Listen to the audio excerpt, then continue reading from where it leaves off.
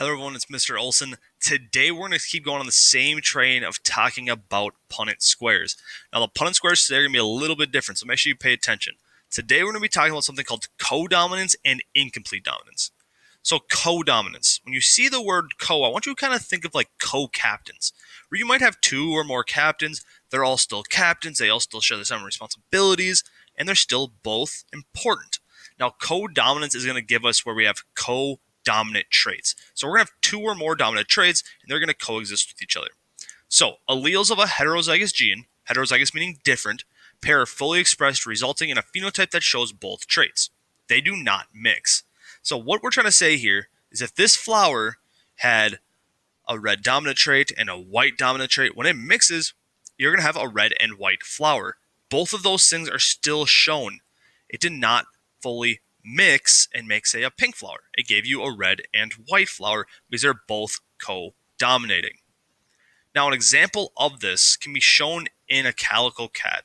Now, if you don't know what a calico cat is, it is an orange and black cat with also white fur, but we'll talk about the white fur later. But it is orange and black cat. Now, female cats can only be calicos. Using our knowledge of sex-linked traits and codominance, predict the reason why. Now, you probably don't have enough knowledge to do this. You might, but I'm going to show you an example of how this actually does work. So, we're looking at something like this, where orange equals capital O, black equals capital B, and we're going to have something that's sex-linked. So if it is sex-linked, we need to start off with our XX, our XY. Ooh, that's a really bad Y. XY. So we have our male and we have our female. Now it is sex-linked, so this trait can only be found on the X chromosome. So if I want to make a calico cat for the female, pretty simple. Put the O, put the B. Orange and black are both there. They're codominant. We're going to see that in our cat population. Now, males don't have the luxury. They only have one X. So I can either make it orange or I can make it black, but I can't put anything on the Y chromosome. So I can't have both colors. This is the reason why calico cats are always found as females. It's a sex-linked trait. It needs to be found on both the X's, or that orange or that be that black. Well, the male only has one X and can't actually have both of those traits. Okay. Now, the next one we're going to talk about is something called incomplete dominance.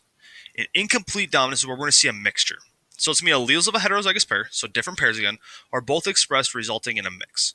So red plus white gives us pink. Now I know down here it has like lowercase r's. It's like this. This will go out the way in a second. But our capital R represents red. Our lowercase r represents white, and our uppercase R equals pink.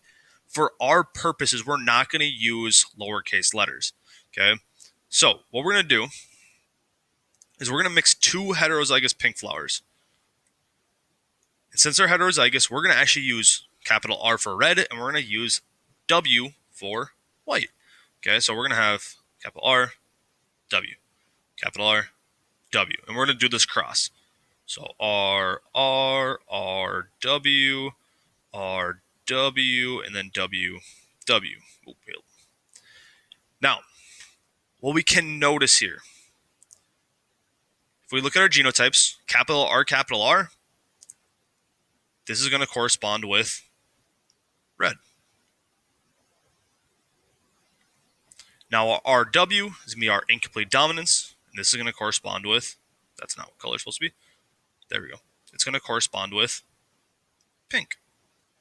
Now our WW is going to correspond as white, and sadly, if I draw in white, well, that's still pink. Okay, but this is supposed to be white down here. Got it? So we have 25% red, 50% pink, and 25% white. Nothing much different. It's just going to change your phenotypes when you start looking at it. And you are also going to have different letters here rather than just the same letter.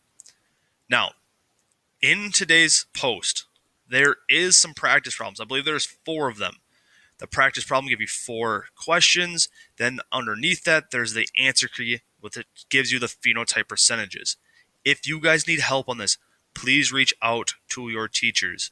Remember, we've went over 3 different types of Punnett squares now. We have like the original Punnett squares, we have sex-length Punnett squares, and we have codominant incomplete Punnett squares. So you need to make sure you know all of those and know how to decipher between all those different pieces. If you guys have questions, please reach out. If not, have a great day. I'll talk to all you guys soon.